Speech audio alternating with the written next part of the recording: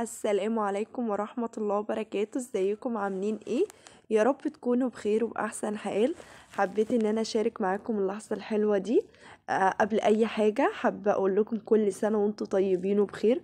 كل سنة وكل البيوت فيها سعد وهنا وفرح. ربنا يجعلها سنة سعيدة علينا يا رب كلنا.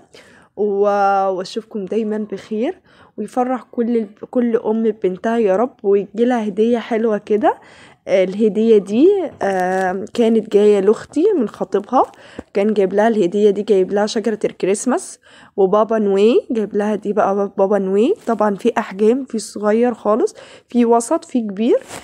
دي الشجرة بقى اللي هو جايبها لها، فيها حاجات حلوة قوي زي كده صناديق هدايا وكور، وفيها جرس، وفيها بابا نوي الصغيرة الجميلة دي. انا الصراحة كنت عايزة اخد واحدة بس مش سابتني، كانت هتضربني، جريت ورايا. ففيها طبل وفيها حاجات هدايا صغيرة كده، فيها كور. شكلها كان جميل جدا. هي طبعا بيبقى فيها منها اخضر وفي منها ابيض، اللون الابيض انتوا شايفين ده. وطبعا بيبقى بردك الشجرة بتبقى احجام، في صغيرة، في كبيرة، في وسط، طبعا احجام. فهي صراحة مش كبيرة قوي ولا صغيرة قوي، هي وسط. وزي ما انتوا شايفين انا بحب الحاجات دي فيها قوي. الكور دي كان شكلها جميل قوي، والوان ذهبي بقى في فضة دي.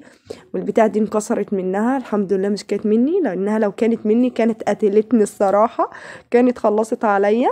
وفيها الوان جميلة زي ما انتوا شايفين، والاخضر والبرتقاني والبتاع اللي فوق دي اللي عامله زي الجرس، معرفش اسمها ايه، عامله زي الورده كده. كانت شكلها حلو الصراحه ولطيفه جدا، وكانت شكلها حلو.